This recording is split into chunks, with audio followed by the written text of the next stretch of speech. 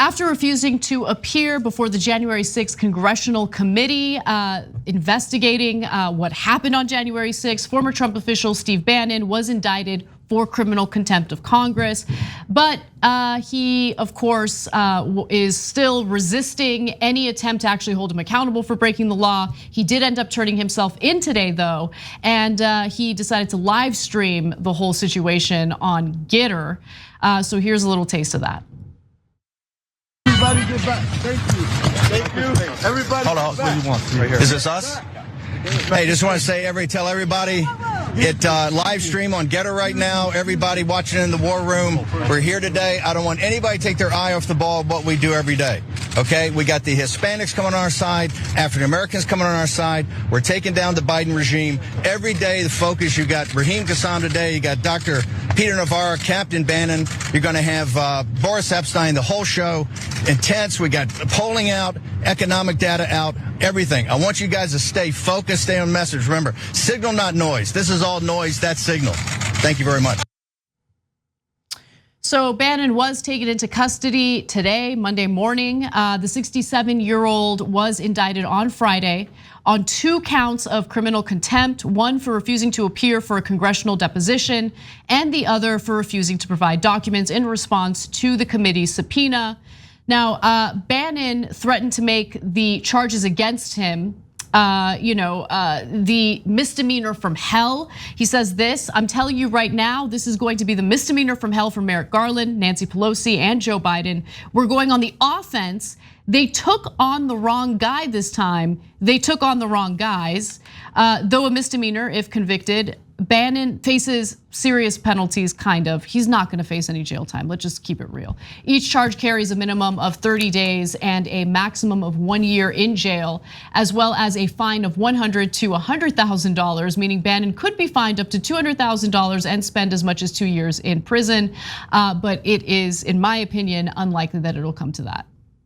So all this is doing is giving publicity to Steve Bannon. Look, if we had actual rule of law in this country, Steve Bannon would be subject to the same laws you guys are. Exactly. And if you violated a subpoena or you didn't listen to a subpoena, you'd be in a world of trouble.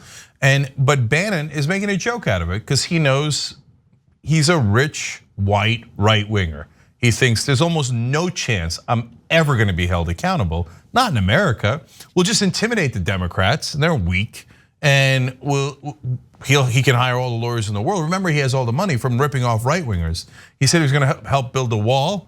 He just pocketed the money and he was indicted for that. And then Trump pardoned him. He's like, ripping off my supporters. He's like, that's what I do all the time. I don't want you to go to jail for that. Is that criminal? Just right-wing followers are the biggest rubes in America. They're the biggest idiots in America. Donald Trump and Steve Bannon ripped them off for a living.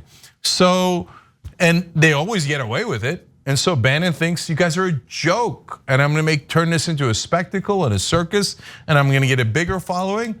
Full well knowing you're all way too weak to actually apply to law to a right-winger. That's exactly right. So we'll see how it plays out. I mean, honestly, I got on the DOJ for refusing to even do an indictment, and then finally they did the indictment, which was actually pretty shocking, right? But it is, again, fascinating to see the response from right-wingers who, on one hand, justify the shooting of unarmed individuals by cops if they even talk back to a cop, right? Like for them, that's totally justified for execution.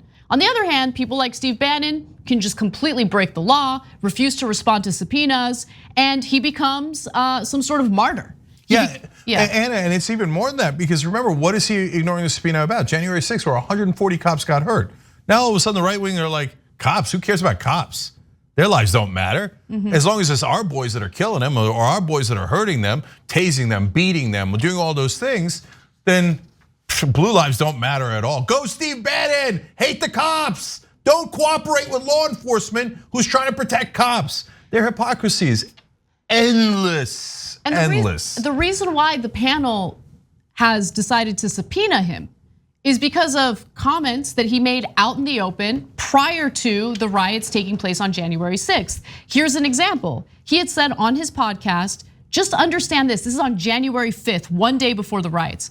Just understand this, all hell is going to break loose tomorrow. It's going to be moving, it's going to be quick. It's all converging. And now we're on the point of attack tomorrow. And all I can say is this: strap in, you have made this happen, and tomorrow it's game day.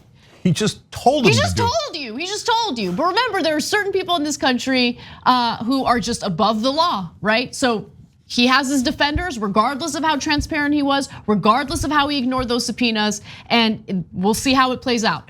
But one other thing I wanted to mention is Bannon claimed that executive privilege shielded him from having to respond to the subpoenas.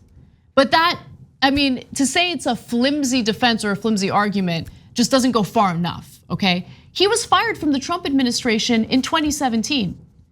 There is no executive privilege because his offenses here happened after he had been fired from the White House. Okay, so to claim executive privilege by a president who's not even a sitting president right now, but more importantly, who you weren't even working for when you made these statements is ridiculous. It doesn't make any sense, which is why he's now being indicted. So guys, and the worst part of it is his calculation is not that wrong. So even though he clearly said the day before, the quote again, we're on the point of attack tomorrow, okay? And who did they attack? They attacked the cops. They hurt 140 of them, right?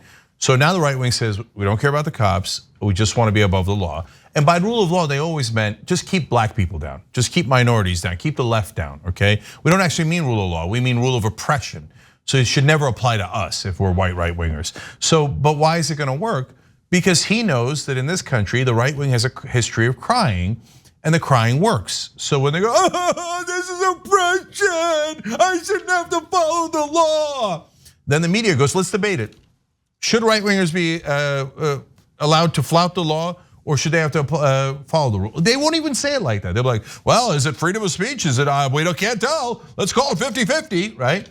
And so he knows that crying works. And then Ted Cruz will call a hearing on it. And you know what?